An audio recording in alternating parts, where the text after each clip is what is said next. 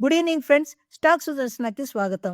రేపు budget event ఉంది గనక నేను బుల్లిష్ ఆర్ బేరిష్ స్టాక్స్‌ని షేర్ చేయట్లేదు.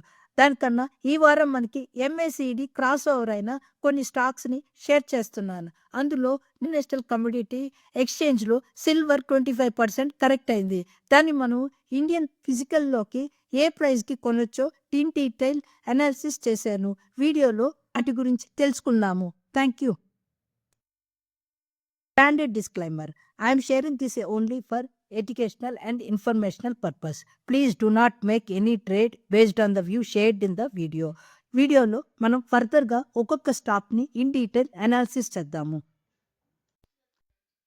వీడియోలో ఎళ్ళే ముందుగా మీకు నేను ఒక ఇంపార్టెంట్ షేర్ చేయాలి అనుకుంటున్నాను. సిల్వర్ అండ్ గోల్డ్ ప్రైజెస్ మీద. సో, ఈ సిల్వర్ అండ్ గోల్డ్ ప్రైజెస్ గనుక మనం చూసినట్టయితే, ఈరోజు ఇండియాలో ఫిజికల్ గోల్డ్ 3,50,000 కనిపిస్తుంది. బట్ మనం ఒక రోజు ఆగితే అది ప్రాబబుల్లీ మనం 1,00,000 లెస్సర్ ప్రైస్‌కి దొరకొచ్చు.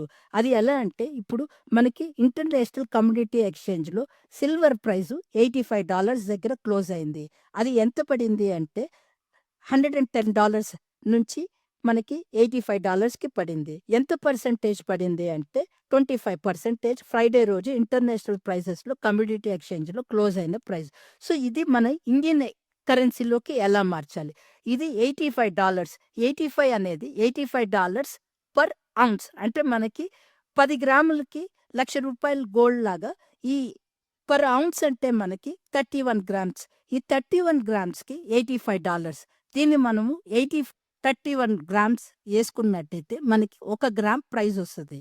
ఆ గ్రామ్ ప్రైస్‌ని మనం ఇండియన్ ఐఎన్ఆర్‌లోకి కన్వర్ట్ చేసుకున్నాము అంటే పర్ గ్రామ్‌కి వస్తది. నేను కాలిక్యులేట్ చేసిన ప్రకారం 2,50,000 కనిపిస్తుంది. సో, మనకి ఫిజికల్ గోల్డ్ ఈరోజు ట్రేడ్ అవుతున్న దానికి 3,50,000 కనిపిస్తుంది. అదే ఎన్‌సీఎక్స్ ఓపెన్ అయిన టైంకి ఇదే ప్రైస్‌తో ఓపెన్ అయింది అంటే మనకి 2,50,000కి దొరకొచ్చు. సో, ఈ ప్రీషియస్ మెటల్స్ ఒక డౌన్ ఫాల్. ఇందులో మనకి ఈక్విటీ మార్కెట్‌లోకి ఏదన్నా ఈ precious metals profit booking equity మార్కెట్‌లోకి ఆ మనీ మూవ్ అవుతదా? At the same time Indian investors budget event కోసం వెయిట్ చేస్తున్నారు. అందులో మన ఇన్ని రోజులు ఎఫ్ఐఐస్ తన హోల్డింగ్స్ తగ్గించుకోవడానికి ఉన్న concern short term capital gains అది సెంట్రల్ గవర్నమెంట్ ఈ బడ్జెట్ కన్సర్న్‌ని కరెక్ట్ చేస్తే తిరిగి మనకి ఎఫ్ఐఐస్ ఇండియన్ మార్కెట్‌లోకి వాళ్ళ మనీ ఇన్వెస్ట్ చేస్తే తిరిగి మనకి అప్‌సైడ్ ఎళ్ళేదానికి కూడా ఛాన్స్ ఉంటది.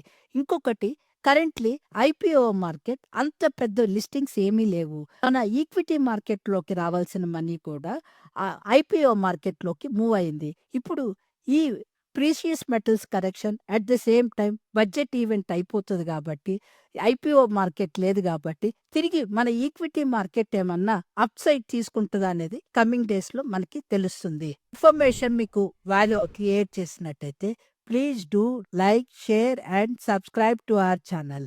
Please give a comment in the comment section. Thank you. రేపు యూనియన్ బడ్జెట్ కారణంగా ఆదివారం అయినా కూడా మనకి మార్కెట్ ఓపెన్ ఉంటుంది. సో, అందుకు నేను బుల్లిష్ ఆర్ బేరిష్ స్టాక్స్‌ని షేర్ బడ్జెట్ ఈవెంట్ నడుస్తది కాబట్టి నేను అలా షేర్ చేయట్లేదు.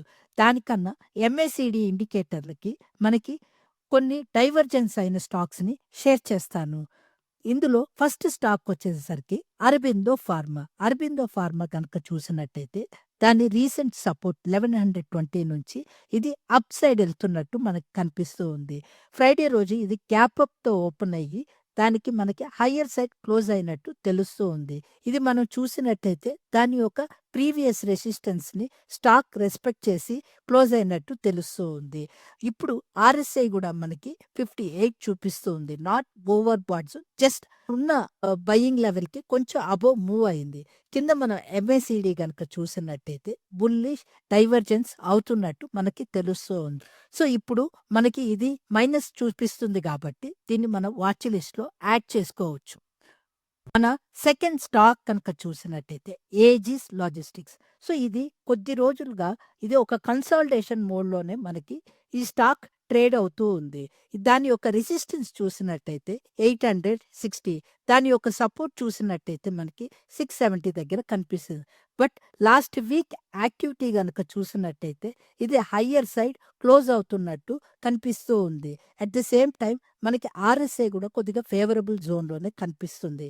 ఎంఏసిడి ఫ్రైడే క్లోజింగ్‌తో మనకి బుల్లిష్ డైవర్జెన్స్ అవుతున్న తెలుస్తూ. సో, ఇది కూడా మీరు వాచ్ లిస్ట్‌లో యాడ్ చేసుకో. ఇప్పుడు ఒక వేరే స్టాక్ చూద్దాం. ఇన్ఫోసిస్ చూసినట్టయితే మనకి ఎంఏసిడి బేరిష్ డైవర్జెన్స్ తీసుకున్నట్టు కనిపిస్తూ ఉంది. అట్ ది సేమ్ టైమ్ మనకి దాని యొక్క రెసిస్టెన్స్ ఇన్ఫోసిస్ 1700 దగ్గర దాని యొక్క రెసిస్టెన్స్ నుంచి ఈ వారం మనకి కరెక్ట్ అయ్యి 650 దగ్గరికి వచ్చి 640 దగ్గర వచ్చి క్లోజ్ అయింది.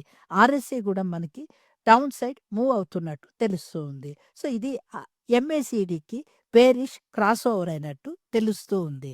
సెకండ్ స్టాక్ కనుక చూసినట్టయితే REC limited. So, REC limited కనుక చూసినట్టయితే దాని యొక్క రెసిస్టెన్స్ 385ని అక్కడి నుంచి ఆర్ఈసీ కొద్దిగా డౌన్ సైడ్ తీసుకుంటూ దాని యొక్క సపోర్ట్‌కి వచ్చి క్లోజ్ అయింది. ఆర్ఎస్ఐ మనకి 50 దగ్గర ఉంది. At the same time MACD indicator చూసినట్టయితే ఇది ఒక బేరిష్ క్రాస్ ఓవర్ జరిగినట్టు కనిపిస్తూ ఉంది. సో, ఇది కూడా మీరు వాచ్ లిస్ట్‌లో యాడ్ చేసుకోవచ్చు. That's all for today, friends. Thank you for watching Stock Sudarshana. Please, standard disclaimer, I am sharing this only for information and educational purpose.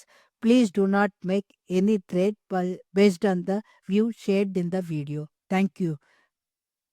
ఈ వీడియో మీకు నచ్చినట్టయితే please do like, share and subscribe to our channel and also give a comment in the comment option. It really encourages us. Thank you.